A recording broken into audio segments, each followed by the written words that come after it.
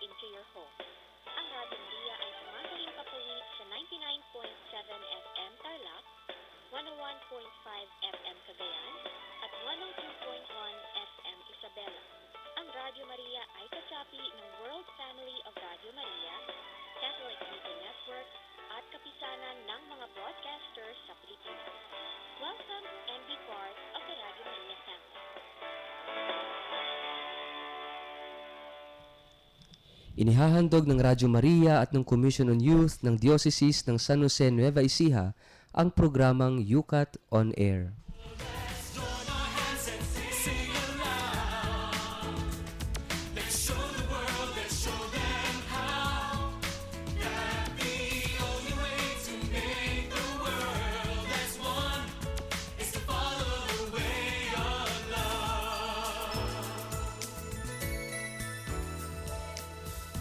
Maligayang pakikinig po sa inyong lahat. Ito po ang programang Yukat on Air na sumasahing papawid mula dito sa Commission on Social Communications ng Diocese ng San Jose, Nueva Ecija at inyo pong napakikinggan live sa 99.7 FM Tarlac, 101.5 FM Cagayan at 102.1 FM Isabela.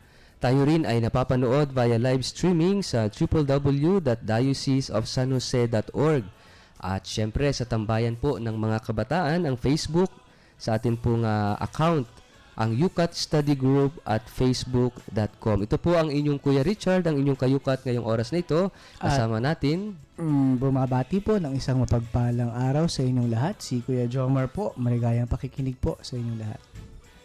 At meron tayong dalawang panauhin dito, Kuya Jomar, na minsan nang nakapag-guest sa atin yung isa, tapos yung isa naman ay first time niya. Kaya, yes, first time. Bagamat matalas siya sumasama sa atin dito sa studio, pero ngayon lang siya nagkaroon ng lakas ng loob na mag-guest dito sa ating programa. Tingnan natin kung may maikukwento siya mamaya. Oo nga. Siguro magpakilala na yung una. Siguro kayo na lang magpakilala, mga kapatid. Muli po, ako nga po pala ulit si Ninyo Marcel Sindanum. Magandang gabi po sa inyo lahat. Magandang gabi po. Ako po si Paulito Emerson. Si Paul yung bago. Yes, si Paul. Pareho silang estudyante ng Our Lady of the Sacred Heart College sa Gimba kung saan ako naka-assign. So At welcome. kasalukuyan nagkakaroon ng youth encounter ngayon yung mga kabataan sa Gimba. At siguro magandang ipagdasal din natin, Kuya Jomar, ngayon kasi pumapasok na yung bagyong si Ruby.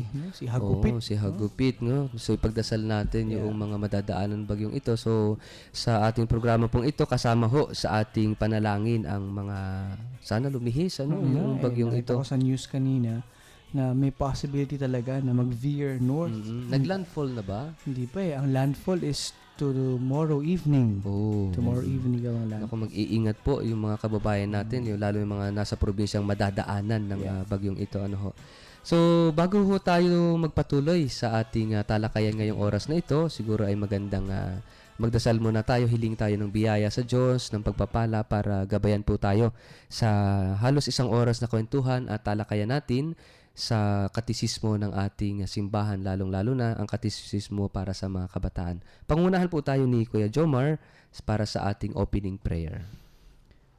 Ilagay po natin lahat ang ating mga sarili sa mapagpalang presensya ng Diyos at sa isang espesyal na pamamaraan ay ating alalahanin ang mga kapatid natin na nasa bingit ngayon ng danger, ng sakuna sa parating po na bagyong Ruby. Iniaalay natin sa kanila ang ating panalangin sa gabing ito at hinihiling sa ating Panginoon na iadya tayo sa lahat ng masama. Ang ating panalangin ay hinango mula sa Yukat Prayer Book. In the name of the Father, and of the Son, and of the Holy Spirit. Amen.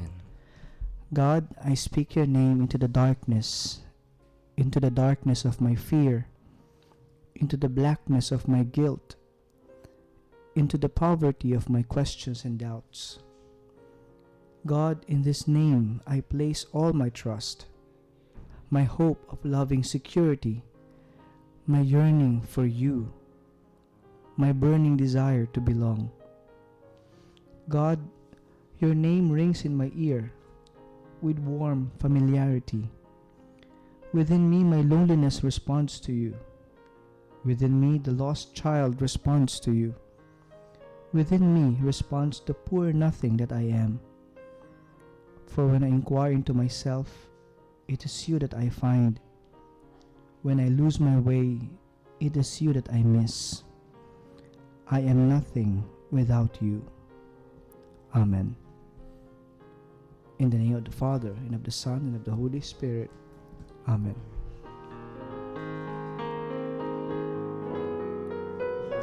So maraming salamat Kuya Jomar sa pangunguna sa ating dasal mula sa UCAT Youth Prayer Book. Mapagpalang pakikinig pong muli sa inyong lahat. Kayo po ay nakikinig sa programang UCAT On Air. Bago po tayo dumako sa ating UCAT question ngayong oras na ito, tayo po muna ay magkakaroon ng maikling pagbabalik tanaw tungkol po sa nakaraang programa natin noong nakaraang Biyernes. At tinalakay po natin ang UCAT question number 58 na ang tanong ay, what does it mean to say that man was created in God's image and likeness? No? In God's image.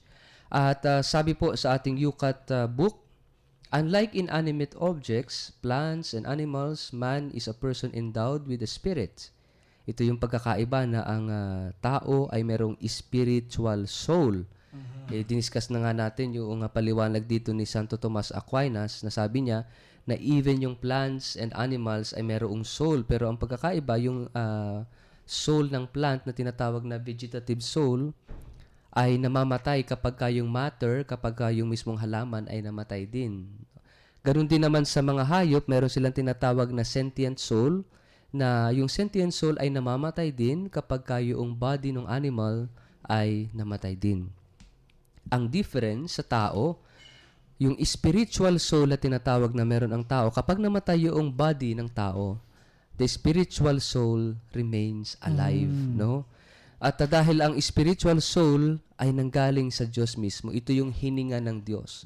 Kaya it's very clear na doon sa creation na nagkaroon ng buhay ang tao dahil hiningahan ng Diyos itong alikabok, itong alabok, no?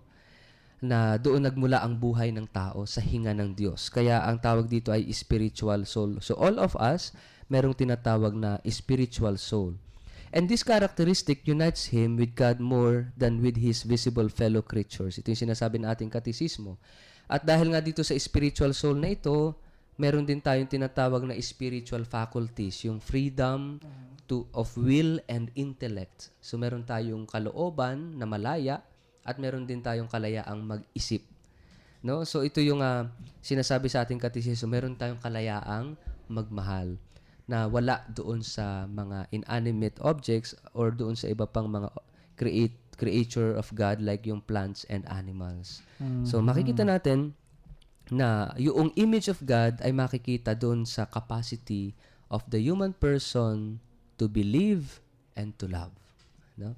So nakikita doon yung image of God, doon sa kakayanan nating magmahal because God is love and therefore we are created in God's image and likeness, therefore we can also love because God is love. So ito ho yung pinag-usapan natin last Friday. Tinalakay natin yung UCAT question number 58. At bago po natin basahin at talakayin, pag-usapan yung susunod na UCAT question, siguro mas magandang ibigay po muli namin sa inyo yung ating cellphone number para po maging interactive muli yung ating talakayan. Paki-save na po yung inyong sa inyong cellphone yung ating number para po every Friday, palagi na po kayong sumubaybay at makiisa sa ating talakayan.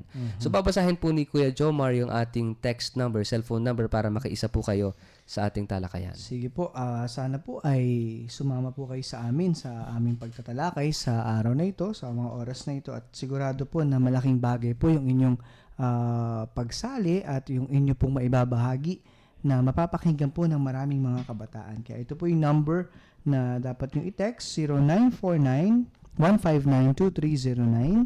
Ulitin ko po, 0949-159-2309. At maya-maya po sa susunod na bahagi ng ating programa ay babasahin po natin ang inyong mga text messages. Okay, thank you very much Kuya Jomar at siguro it's about time for us na basahin natin yung ating UCAT question for this evening at babasahin sa atin ni Kuya Nino yung UCAT question number 59. Kuya Nino, pwede bang pakibasa mo para sa ating mga tagapakinig ang UCAT question number 59? Number 59. Why did God make man? Yun, napakaganda. Pakitagalog mo, Kuya Jomar. Ako ulit. Bakit daw nilikha ng Diyos ang tao? Ayun, napakaganda. Alam mo, excited ako dun sa Ako din eh. lalabas na Tagalog ng Yukat Filipino. Yeah. Oo nga, malapit na. Abangan malapit po na, ninyo. ano? Malapit na. Diba sa malapit na. Enero? Sa January ay Lalabas. hopefully. Hindi na tayo mahirapang managalog. Correct. Kasi meron ng Filipino translation ng UCAT. Excited na ako kasi talagang magiging magagamit natin ng husto itong Filipino version ng Tama. UCAT, no? Tama. So ito yung ating UCAT question ngayon, ngayong oras na ito. Why did God make man? Bakit daw nilikha ng Diyos ang tao? At siguro Kuya Paul, pakibasa mo yung sagot ng Youth Catechism dito sa tanong na ito. Why did God make man? God made everything for man. Man, however, who is the only creature on earth that God has willed for its own sake, was created in order to be blessed. This happens when he knows, loves, and serves God and lives in gratitude toward his creed. Okay, Jomar. Kaya mo yan. Mahaba-habang Tagalog ito. Okay. Sige. Susubukan ko po na mai-translate siya. Sabi dito, lahat daw ay nilikha ng Diyos para sa tao. So, God made everything for man. Ngunit, ang mga tao daw ay yung tanging nilalang sa mundo na ninais ng Diyos na malikha. No? Nilikha siya upang pagpalain. At nangyayari lang itong pagpapalang ito kapag batid niya o minamahal at pinaglilingkuran ng Diyos at nabubuhay siya ng may pasasalamat sa kanyang tagapaglikha. Oo. Alam mo, nagpapasalamat ako kasi pinag-usapan natin itong topic nito. Kasi this is actually yung topic. I-expound ko lang ito yung para sa PCNE next January. Yeah. Kasi ito yung, ang ganda-ganda ng sinabi rito ng katisismo na bakit tayo nilikha ng Diyos. Kasi it gives us meaning eh. Marami, ito basic question ng mga kabataan ito. Hindi lang ng mga kabataan, kundi ng bawat tao. Kasi pag nasagot natin itong tanong ito, why did God make man? Masasagot yung purpose ng buhay mo. Yes. Parang babalik tayo doon sa UCAT question number 1. Yung anong dahilan bakit Bakit yung tayo UCAT question? naniniwala? For what purpose are we here on earth? Yeah, Di ba? It's katulad noong nung tanong ng yung first UCAT question. For what purpose are we here on earth? Ngayon naman, why did God make man? Ano yung purpose ng paglikha ng Diyos sa tao, no? Sabi rito, God willed for its own sake. No, yung bang sa lahat ng nilikha ng Diyos, the only creature on earth that God has willed for its own sake. Ano bang ibig sabihin nito para sa atin? Nasa Gaudium et Spes number 24. Ito yung GS number 24, paragraph 3. Ang lalim nitong ang lalim nito kasi ang sumulat daw nito ng Gaudium et Spes number 24 part na ito is si Pope John Paul II. He was then I think a theologian ng I don't know kung cardinal na siya or bishop or priest pa siya noon. Pero ito ang ganda-ganda ng anthropology ni John Paul II kasi sa lahat daw ng nilikha, ang tao lang daw ang nananatiling, sabi rito, willed for its own sake. Nandun yung salitang willed. Hinangad, ginusto, nilayon, pinangarap, plinano, no? Kasi ang daming nakakaramdam na siguro ngayon, ano pang purpose? Lalo tanda mo, Kuya Jomar, yung discussion natin about accidents, na yung Big Bang Theory, tayo ba yung mga aksidente lamang na hindi plinano, no? Lalo-lalo halimbawa kung produkto ng rape, for example. Yes. Kawawa yung nabuo. Halimbawa, kung yung babae, hindi naman niya ginustong mabuntis.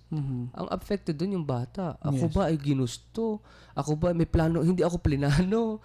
Aksidente o ang matindi nun, dulot pa ng pagkakasala. Pero even that, sinasabi ng ating catechism, willed pa rin ng Diyos. No? At ginusto ng Diyos, nilikha tayo ng Diyos for His own sake. Para sa Diyos. Ito yung sinasabi ni San Agustin, that we are created for you alone, O God. So everything, lahat tayo, aksidente man yan na maituturing, halimbawa, na-rape o hindi plinano, gumamit pa ng contraceptive, biglang nabuntis. No? Hindi ginusto. Pero plano pa rin ng Diyos yun. No? Na maging tao. Ito yung sinasabi sa ating catechism, no? And was created in order to be blessed. Ayun na, yung beatitude. Blessed are you. No? Mapalad. Gusto pala ng Diyos na maging masaya tayo. All of us, God wants us to be happy. Kaya ang tanong sa atin are we happy? Are you happy? Na kung titingnan natin yung buhay natin, ito yung tanong. Kung tayo inilikha ng Diyos para maging masaya, maging mapalad. So, ito siguro maganda pag-usapan natin in what way. Ikaw, Kuya Jomar, no? Paano mo nararanasan ito? Ito si Nino at saka itong si Kuya Paul, no? And then sabi rito sa ating catechism, this happens when he knows, loves, and serves God and lives in gratitude toward His Creator. It's very beautiful. Binibigyan tayo na dan how to be happy, no? Kuya Jomar. Actually, no, pinapakinggan kita, Father Richard, it becomes clearer to me that being man or being a human being is such an honor. No? Parang napakalaking biyaya na nilikha tayo ng Diyos na sometimes we take that for granted. No? Even to the point that we parang pinipigilan natin yung pagbubuo ng buhay. No? Minsan nakakaligtaan natin na katulad sinabi mo kayo na, no? It is willed by God. Ginusto ng Diyos para sa kapakanan niya. Meaning, para mabasbasan niya tayo, para pagpalain niya tayo. Imagine that. Nilikha ka para pagpalain. No? It says here, God willed us so that He can bless us. Para pagpalain tayo. Now, it comes as a parang question sa akin or parang hindi man question kundi parang tanong, bakit yung ibang mga tao if only they can really understand this in a deeper sense, makikita nila ngayon that everything has a purpose, no? Even their own existence has a purpose. At tama yung sabi mo kanina, marami sa mga kabataan ngayon because they don't know or wala silang idea about this, na parang yung buhay nila mismo ay walang saysay, no? walang patutunguhan, walang bakit ba ako nandito, parang ganun. And then it is very important that tayong mga kabataan or yung mga kabataan nakikinig sa atin maintindihan ito na nilikha tayo ng Diyos because He wants to bless us. He wants us to be blessed. Pero merong condition. Sabi dito this happens when he knows, loves, and serves God and lives in gratitude toward His Creator. Now, dito ngayon pumapasok yung mga duda natin, yung mga doubts or yung pakiramdam natin na hindi tayo blessed. Yung pakiramdam natin na parang ang malas ko naman. Maybe because you are forgetting to be thankful sa Diyos. You are not living in gratitude toward your Creator. Siguro mas nakikita natin yung mga masasamang nangyayari sa buhay, yung mga kapalpakan mo sa buhay, na na-overlook mo that there are still a lot of blessings coming to you from your Creator. And that's the time siguro na nakakaramdam tayo ng emptiness, nakakaramdam tayo ng kakulangan sa buhay, ng walang purpose, walang ano. When in fact, the very fact that you are created already, that's already a purpose, no? Isang malaking karangalan na para sa iyo. Buti nga hindi ka nilikha ng Diyos na isang ipis eh.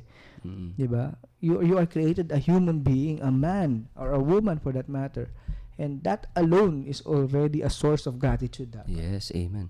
At saka ano nga yan siguro it is intrinsically connected dun sa UCAT question number 58 kasi yung paghahanap ng purpose natin, lalo na yung mga kabataan siguro, naghahanap ng purpose kapag sa pamamagitan ng akala nila yung purpose ng buhay is kapag narating mo yung mga pangarap mo, like si Nino, he's a good basketball player. Siguro magkakaroon ng fulfillment yung buhay niya kapag na-realize niya na if naging akong successful basketball player. Pero what if hindi maging successful, hindi nangyari, no? Does it mean na nawala na ng purpose yung buhay niya? Yeah. No? Kasi nakafocus siya sa doon sa dream niya na ganun. Or halimbawa, si Kuya Paul gustong ano bang pangarap mo, like gusto mo maging artista. Pero dumating ang time na halimbawa lang naman. Wala namang gawing masamang maghalimbawa, di ba? Alam mo, sabihin mo kayo na gusto niya magpare. Ganun. Hindi, susunod Kasi na nga nakita yun. ko sa Facebook. Susunod nga yun eh. Oo, yung bang, dahil sabi niya, parang yung pangarap niya mag-artista parang hindi posible. So, nagpari siya. Na tapos, yun ang Yun tinahak ng pala. direksyon. Oo, tapos, paano yun? Mawawalan na ba ng purpose yung buhay mo ka na nagpare ka, hindi ka nag-artista, although gusto mo mag-artista, parang ganon, na iba yung landas ng ano mo, ng buhay mo. I mean, ano ba talaga ang makapagbibigay sa atin ng life's purpose? No? Doon sa dalawang tanong na yun, yung 58 and 59, sinasabi sa atin na, lalo na sa 58, sabi, we are created in God's image and likeness. Alam nyo, yung sinasabi mo kanina, Kuya Jomar, bakit, anong ginagawa ng kasalanan kasi sa atin? Pinalalabo niya Yes. yung image of God sa atin. At kapag malabo na yung mata, hindi mo na makita yung sarili mo, you are created in God's image and likeness, who is love, no? Na hindi mo na makita ang Diyos na mahal ka ng Diyos, ikaw rin, hindi mo na makita yung sarili mo na mahal ka ng Diyos, hindi mo na rin kayang magmahal, ikaw rin, hindi mo na kaya magmahal ng kapwa mo. Sabi rin sa question number 59, yung happiness na yun, yung blessedness happens only when He knows, He loves, and serves God. So, kapag nawala talaga sa atin yung image of God, yung nanlabo yung image of God sa atin, yung sense of purpose natin nawawala. Kaya nga, yun yung goal ng simbahan, yun yung mission ni Jesus, to bring us back that image. Yeah. Ibalik sa atin yung image of God.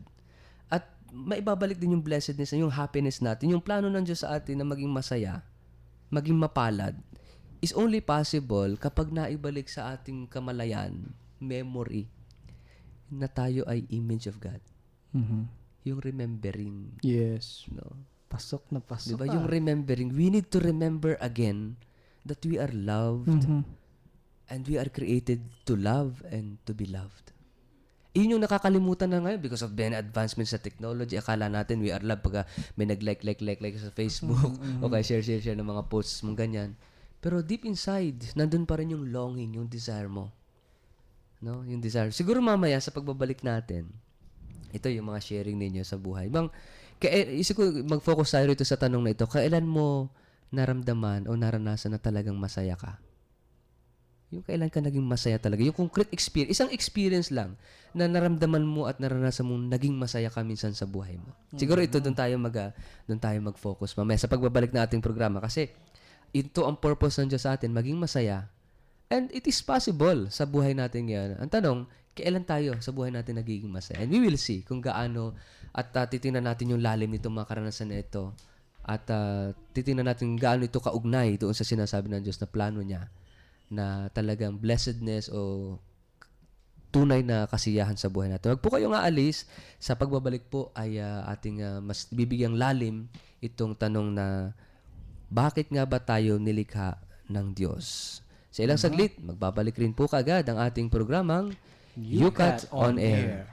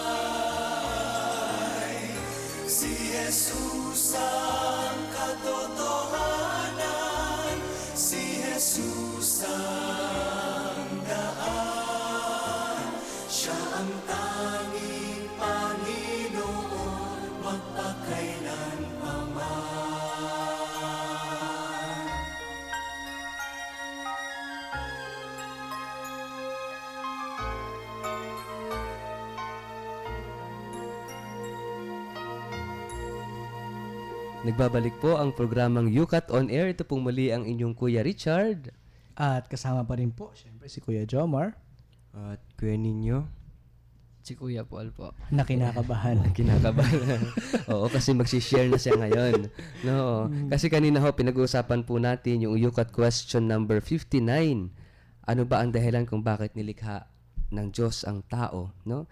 At sabi rito, isa lang ang dahilan kung bakit nilikha ng Diyos ang tao para maging masaya. At itong kasiyahang ito na gusto ng Diyos para sa atin ay posible lamang kung atin siyang kikilalanin, mamahalin, paglilingkuran, at kung mamumuhay tayo ng may pasasalamat sa ating manlilikha. So ito yung daan para maging masaya. Sinabi na ng ating katisismo kung paano tayo magiging masaya. Siyempre, we are created, we are creature. Yung happiness natin lies in our Creator. Correct. 'Di ba? So, kung tayo magre-rebelde sa ating Creator, ay sinong niloko mo? Nagtampo ka sa bigas, 'di ba? 'Di ba may ganung kasabihan, Yes, nagtampo ka sa oo. bigas. At siguro Kuya Jomar, bago tayo pumunta doon sa sharing, basahin muna natin yung yung paliwanag pa ng yukat. Siguro pakibasa mo Kuya Ninyo yung further explanation ng Youth Catechism dito sa ating tanong na ito. gratitude is love that has been acknowledged. Someone who is grateful turns freely to the giver of the good and enters into a new, deeper relationship with Him. God wishes us to acknowledge His love and even now to live our whole life in relation with Him. This relationship lasts forever. Kuya Jomar, kaya mo yan. Mahirap siya Tagalogin. Siguro ano na lang, parang Himay-himayin Oo. natin. Oo. Ano siya, actually nag-focus talaga siya doon sa gratitude eh. Kasi 'di ba sinabi dito sa katisismo natin na we are blessed at mararamdaman lang natin o maisasabuhay natin yung pagiging pinagpala kapag isinasabuhay natin yung pasasalamat sa Diyos. At sabi dito, ang pasasalamat daw ay yung kinilalang pag-ibig, yung nagmahal ka Acknowledged, at ano? kinilala mo. That's already gratitude. Someone who is grateful turns freely to the giver of the good and enters into a new, deeper relationship with Him. So, yung daw taong mapagpasalamat ay pumapasok sa mas malalim na ugnayan doon sa nagbigay ng kabutihan sa kanya, nagbigay ng pagkapala. Kaya, ito ay nais ng Diyos. Yung kilalanin natin yung pag-ibig na ibinibigay niya at isabuhay natin sa pamamagitan ng malalim na ugnayan sa Kanya. Dahil itong ugnayan na ito ay hindi magwawakas. No? Ito yung isa sa mga napakagandang assurance para sa atin. No? Our relationship with God lasts forever if we wanted it to last forever. Amen. Yeah. Ang galing gratitude daw nga is memory of the heart, no? Yung pang ayan na naman Babalik yung na tayo sa memory, remembering. no? Yes. Is remembering of the heart, memory of the heart. Yung bang maalala mo na mahal ka. Yes. And you will keep that forever. You will ponder that in your heart forever, no? At kaya siguro ngayon, tulad ng napangako natin kanina, yung bang konkretong karanasan na kung saan kailan tayo naging masaya. Siguro unahan na natin doon sa nasa kaliwa ko, Kuya Jomar. Yung bang konkretong karanasan, kwento na paano at ano yung karanasan yung talagang naramdaman mo naging masaya ka sa iyong buhay. Si Kuya Paul ang unang sharer natin. Di po ba ang parang pagiging masaya is remembering. Maalala ka at makaalala ka. Meron pong isa nagturo sa akin minsan na ang remembering ay remember being member again. Isa ngayon din po kasi parang dinadaos natin yung YE natin. Naalala ko lang po na nung nag-YE ako. Youth encounter. Youth encounter. Isa po yun sa masayang alaala. Kasi parang dati po kasi malayo rin talaga ako sa simbahan. Tapos simula nun, nang youth encounter kami, parang naalala ko siya, ganun. Tapos naalala ko rin po na yung mga taong nagmamahal sa akin, ganun. Parang remembering. Mm-mm. Remembering. Tapos, yun nga po, after nun, yun, naging active youth na rin po ako sa parokya natin na isang nga pong masayang alaala. Yun, dun po na mas nakikilala, knowing him, tapos loving him, mas minamahal mo siya, tapos mas nagsisilbi na rin po ngayon Mm-mm. sa parokya namin. Yun nga po, parang pamamaraan ng pasasalamat. Yun yung yung karanasan na naging masaya kasi nakaalala ka. Mhm. Pero meron din pong karanasan na makakaalala ka kasi meron din magandang nangyari sa'yo. Isang halimbawa na lang po sa akin na nung hospital ako nito. Nito lang po yun eh. Yun. Parang pakiramdam ko, nung una, mahigit ilang linggo na ako nagkakasakit. Wag na lang po bang magpagamot ganon kasi wala rin nangyayari. Di naisip ko po yun. Tapos nakikita ko na lang yung mama ko na umiiyak yun. Mm-mm. Nagdadasal na lang po kami yun. Naaalala ko po siya tapos nakikita ko yung pagmamahal ng mga taong nakapaligid sa akin. Malungkot na pangyayari pero merong magandang nakikita mong naaalala kanila na mahal ka nila. Mm-mm. Oh. Yeah, sarap ng ganun pakiramdam, no? Yung Tama. being remembered, ikaw rin, naalala mo yung mga taong, yung maramdam mong mahalaga ka. It's a Correct. basic human need yan eh. Yung, it's a relationship basically. No? Yeah. Siguro bago tayo we dwell on our reflections on that, siguro pakinggan na din natin yung kwento ni Kuya Nino. Sa akin naman po, para sa akin po, naging masaya po ako sa pagiging kowa ko po, Knights of the Altar. Mhm. Kasi, naisip ko rin po na kung bakit po tayo ginawa ng God Mhm. for a reason, to serve God. Kaya yun po, naging masaya po ako kasi naging isa po ako sa naglilingkod sa Kanya. At yun, parang binabalik ko po sa Kanya yung pagmamahal, binigay niya sa akin, lalo na sa sa pamilya ko. Mhm. At binabalik ko rin sa Kanya yung pagsiserve. Kasi, na binuhay niya ako, parang sinerve niya rin ako sa aking pamilya. Mhm. Yun lang po. Wow. I think yung balikhandog natin is not only finances, material, no, kundi even our services as yung expression ng pagmamahal natin sa Diyos, ano. It's service, no? When kapag naramdaman mo, naranasan mo na mag-serve ka, maglingkod ka, na yung buhay mo hindi para sa sarili mo lang, kundi you offer yourself as a gift to others, no? Na nagkakaroon ng sense of fulfillment, so kasiyahan sa sarili. Siyempre, hindi rin naman exempted sa sharing ngayon si Kuya Jomar, kaya siya yung susunod. Actually, ano to eh, yung question na yan, kailan mo nararamdaman na masaya ka? Pinakamatingkad sa akin kapag birthday ko. Mhm. Yeah. I know for all of us. Kasi ang no, daming so, surprises. hindi lang yun, kundi daming gifts. Dahil nakakalala. Wala nga, itong birthday ko, walang gifts. Wala ba? Joke lang. Pero more than the gifts, no, ay yung pag-alala. Mhm. Especially ngayon sa social media, although it's there, no, lumalabas talaga yun. Pero yung overwhelming gesture of remembering, diba? Even yung mga tao na matagal ko nang hindi nakakausap, tapos matagal ko nang walang ugnayan, and then all of a sudden it pops up there na bumabati sa'yo that they still remember you somehow. Kilala ka pa pala nila. Parang that for me is an overwhelming feeling of joy, no. At saka syempre ito very common sa atin, whenever we are with our family, yun, masaya yun kasi you feel connected again. Yes. Oo. Especially pag Christmas, no? Kasi pag Christmas kasi nabubuo kami somehow, no? Umuwi yung sister ko from malayo kasi malayo kasi siya, and then we come together, we share the food, tapos we pray together in Thanksgiving. Parang yun yung mga kaligayaang hindi makukuha sa'yo or hindi mo pwedeng makuha somewhere else. Ito yung napaka-exclusive lang na joy. Yung katulad sinasabi ni Father kanina na kailan ka talaga yung masaya. Of course, yun. Yung kapag naaalala ka talaga at nararamdaman mo na mahal ka. Yes. Oh. Bakit kaya ganun, ano? Yung usually yung sharing natin about family, friends, relationships, no? Ikaw ba, Father? Kailan ka Well, ganun din. masaya? It's pareho lang din sa inyo lahat. Kala mo, ligtas ka, ha? So, Oo, ikaw naman, kasi Father. Kailan I think mo, yung pinakamasayang part ng buhay ko is noong ma-ordain. Sabi ko na. Kasi it's not actually achievement eh. But the same, no? Yung bang people, yung very overwhelming yung dami ng tao na expressing even sa social network, social media, Even abroad. greetings even abroad, no? Yung mga hindi ko nga nakilala eh. Tapos yung bang, I felt the immensity of God's love for me. Yung bang sobrang parang, Through them, no? para bang tidal wave na pag-ibig ng Diyos sa akin na minsan hindi ko kaya.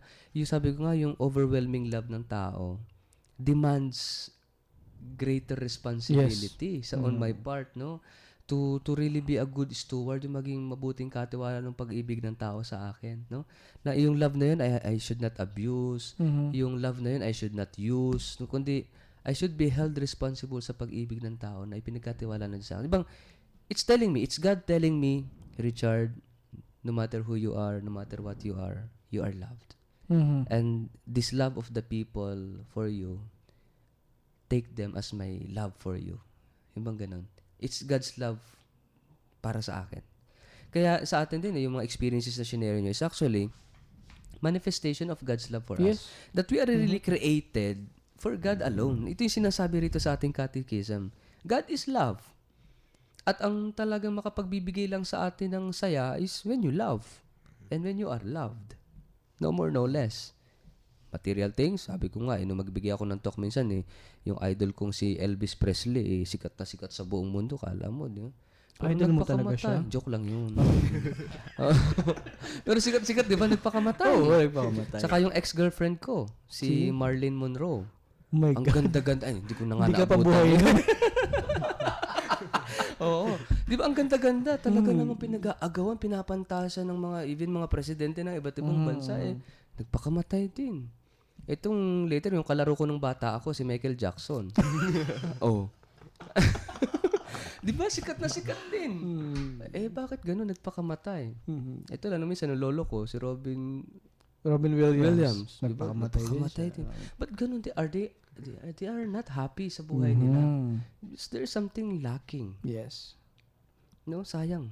Hindi nila actually, nakita. ang dami nating mga situations na ganyan, na mga incidents na ganyan, na people are really looking for purpose, happiness, no? Yung belongingness. At kapag hindi nila na-achieve yan, hindi nila nakikita, hindi nila nakukuha, then they end it abruptly.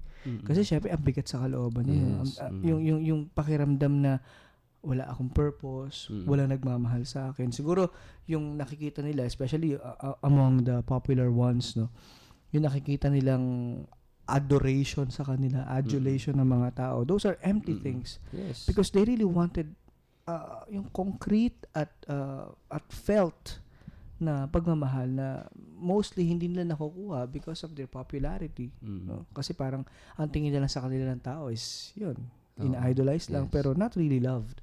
So parang maswerte pa rin tayo, no, na we feel loved by family, by special someones, mga ganyan, mga nagmamahal sa'yo talaga ng totoo. And sabi nga ni Father Richard, these are all manifestations that God is love and God loves you.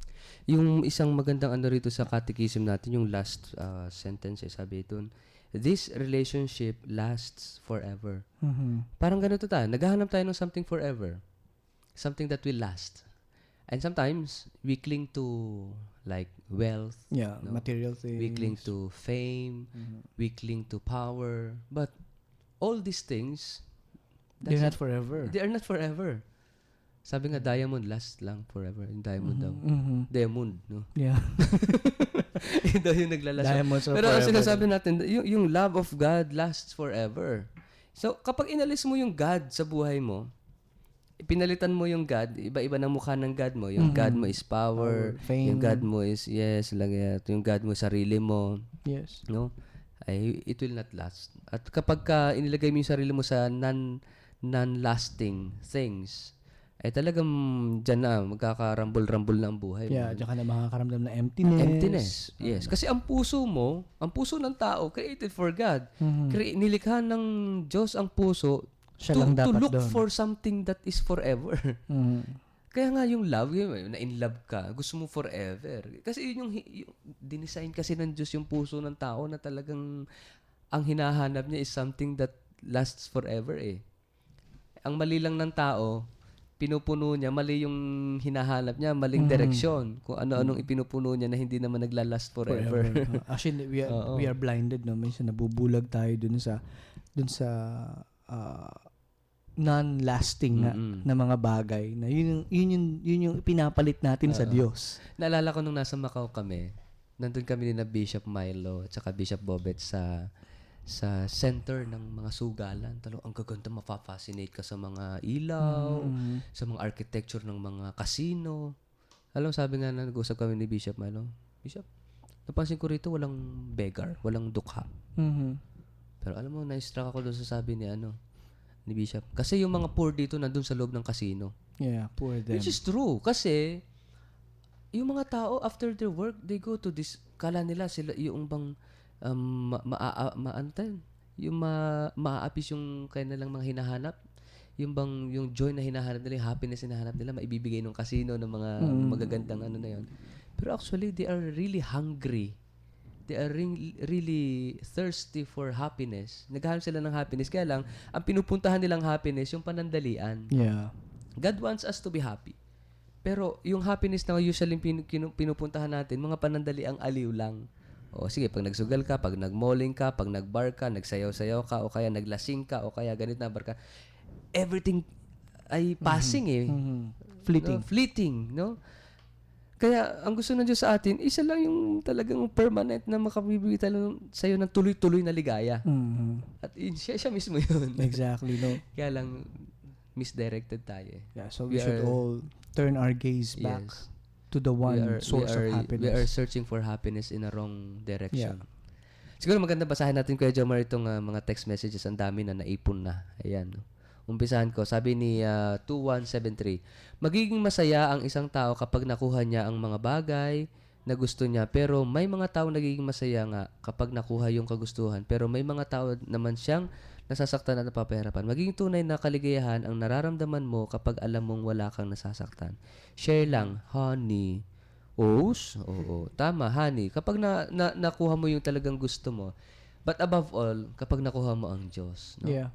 Kasi we are created for God, no? Si Honey po kasi kasama natin ditong youth sa San Jose. Sabi naman ni 5500, good evening po, den po ito. Tanong ko po, paano po tayo nilikha ng Diyos? At ano po ang dahilan kung bakit tayo nilikha? Para sa akin naman po, suggest ko lang sa question number 59 na bakit tayo nilikha. Kasi po, meron siyang purpose kung bakit tayo nilikha ng Diyos. Para tayo ay magsilbi sa Kanya at ang kapalit naman po ng pagsisilbi natin sa Kanya ay ang buhay na walang hanggan. Yun lang po. Salamat po. Actually, yun naman yung pinag-usapan natin. That's the summary of what yes, we talked about. Yes, thank you. Tapos sabi naman, nagpasa ng isang quote, sabi ni 2446, the best speech you could ever deliver in your lifetime is prayer. No mistakes, no corrections. It will always be accepted as long as it is sincere and heartfelt. Hello. Hello po. This is May Ann Joy of Amulong. Let us all pray po for safety of our fellow Filipinos, particularly in Visayas. God is good. Cagayan. God bless us all po. Pakibati din po yung mga kasamahan kong magre-report bukas. Guys, kaya natin to. Let's do it hand in hand. God bless Philippines. God bless Filipinos. Thanks, Radio Maria. This station is very inspiring, especially sa aming mga kakabataan. Thank you. Thank you for Patungo listening. sa kanabasan. Good luck din po pala sa University for its CAM accreditation. Okay po. And 4454, pakigreet po lahat ng mga nakikinig at ang Ramos family ng Tarlac. God bless po. Hello, Ramos family. Sa Ramos. Ayan. Salamat po sa Ayan. pakikinig. So, yun po muna. Sinesenyasan na naman tayo ng ating technician. Lampas na raw po tayo sa oras. Pero po kayong aalis sapagkat sa pagbabalik natin, bibigyan natin ng summary at yung paglalagom itong ating pinag-usapan tungkol sa UCAT question number 59. Huwag kayong alis, babalik agad ang programang UCAT on Air.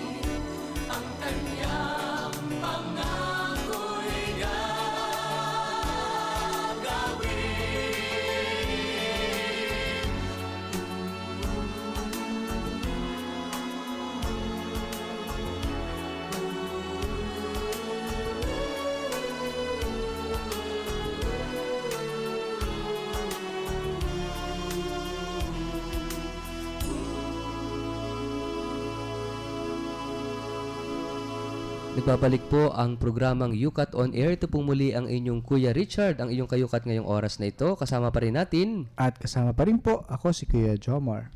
At kasama rin po si Kuya Ninyo. At si Kuya Paul. Ngayon po tayo ay dumarako na sa paglalagom ng ating pinag-usapan. Napakabilis ng oras, Kuya Jomar. Pero Father, meron pang yatang isang humabol ng text. Oo nga Maganda meron yung pa rito ang kanyang ganda-ganda message. ng message niya. Sabi ni 8915, sabi niya, masaya ako pag may nakakaalala sa akin, may nakikinig sa nararamdaman ko. Tingin kasi ng iba, sobrang strong ng personality ko. Akala nila, kaya ko lagi. Nalilimutan nila na tao lang din ako at vulnerable din at kailangan din kamustahin ang nararamdaman maski paminsan-minsan lang. Kunting pag-alala lang. Sobrang happy na ako. Fruitful po ang talakayan nyo. Salamat po, 8915, no? So, pinag-usapan ho natin yung Yukat question number 59, why did God make man? At sabi nga po na ating katisismo, nilikha tayo ng Diyos para maging masaya. Paano?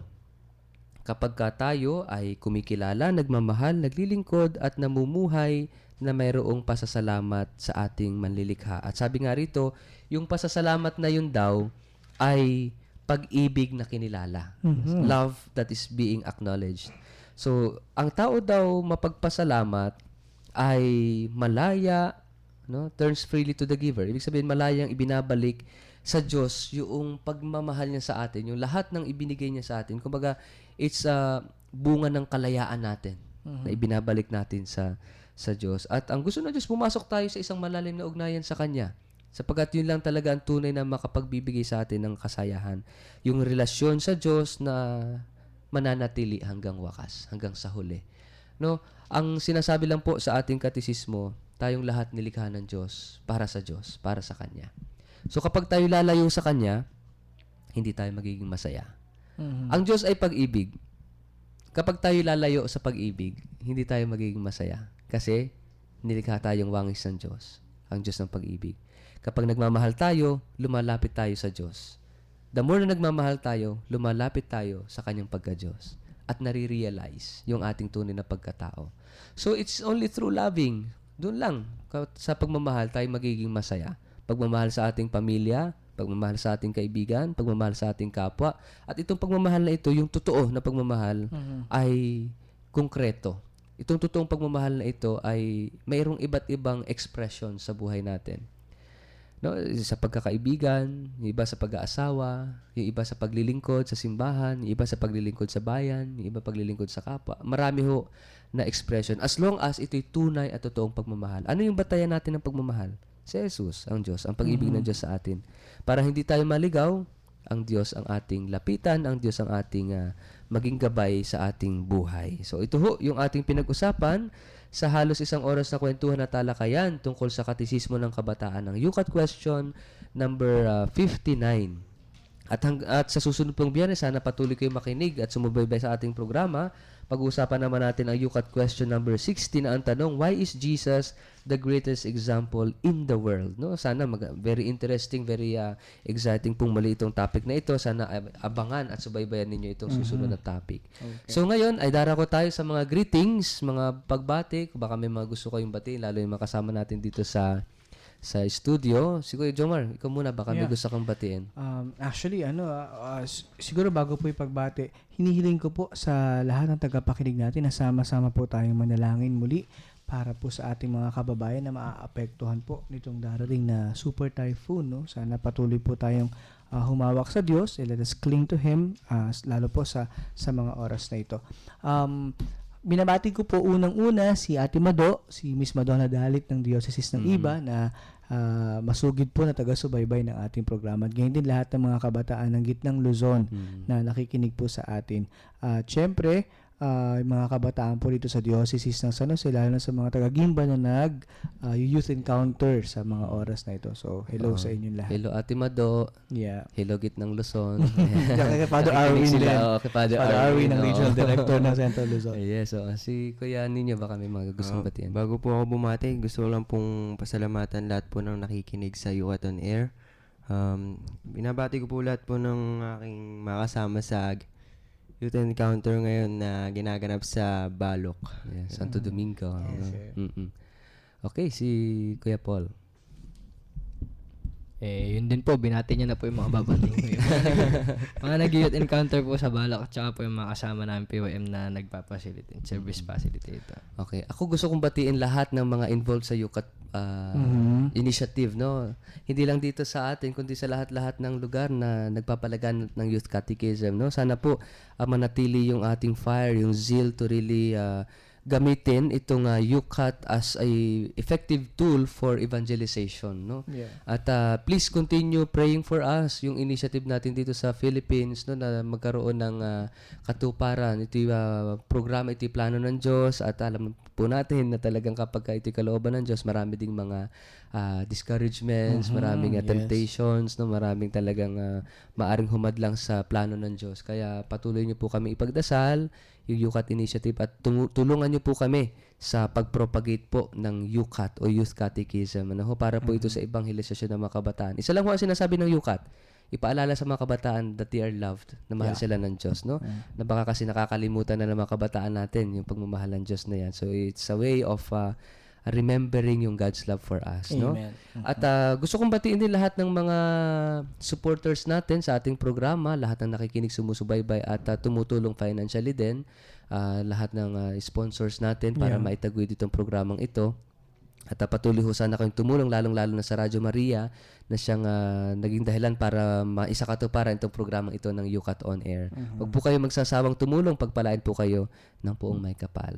Ngayon, binabati ko rin yung ating kambal na nakikinig sa ating programa doon sa Gimba. Lagi nakikinig yan, si Nevailon, at sino pa yung... ngayon kasi yung iba nasa youth encounter, kaya nababasan ng konti yung ating listeners. Ako gusto kong batiin si Bishop Bolbert, no? Hindi ko pa siya nabati on air during his 32nd Presbyteral Ordination Anniversary. At saka pala yung mga taga Santo Domingo, sina Father Men, yung mga youth doon, lagi daw sila nakikinig, nakatune in sa Radyo Maria. I think. They're having their fun run next week. Yes, Sana oo. supportahan natin Oo. para sa kabataan. Yes, oo. Ganon din sina Father Bong, lagi nakikinig ng programa natin. So ngayon po, siguro tapusin na natin ang ating programa sa pamamagitan po ng isang panalangin. Pangunahan po muli tayo ni Kuya Jomar. Muli po ay hinihiling natin sa lahat ng ating mga tagapakinig na ilagay natin ang ating presensya sa mapagmahal na presensya ng Diyos. Muli po, itong panalangin natin, pangwakas sa panalangin ay hinango sa UCAT Youth Prayer Book. In the name of the Father, of the Son, of the Holy Spirit. Amen. Prayer for a watchful heart.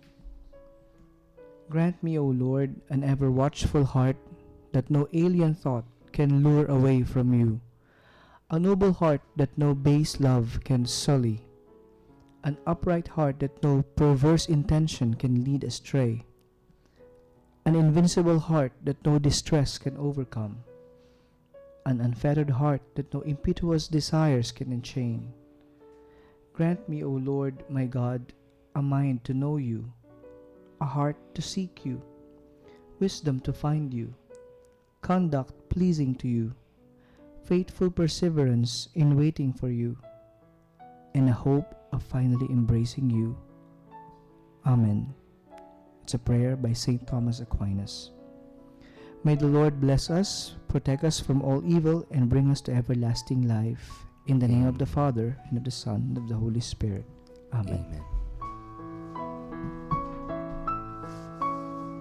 So muli po, maraming salamat sa inyong patuloy na pakikinig at pagsubaybay sa ating programang UCAT On Air. Muli po namin kayong inaanyayahan sa susunod na Biyernes para po sa panibago na namang talakayan kwentuhan tungkol sa katisismo ng mga kabataan. Ako po muli ang inyong Kuya Richard, ang nakayukat ninyo ngayong oras na ito, at nakasama po natin At kasama pa rin po si Kuya Joma. Maraming salamat po sa inyong lahat na nakinig po. At ako si Kuya Ninyo. Si Kuya Paul po. at hanggang sa susunod pong Biyernes, magkayukatan pong muli tayo.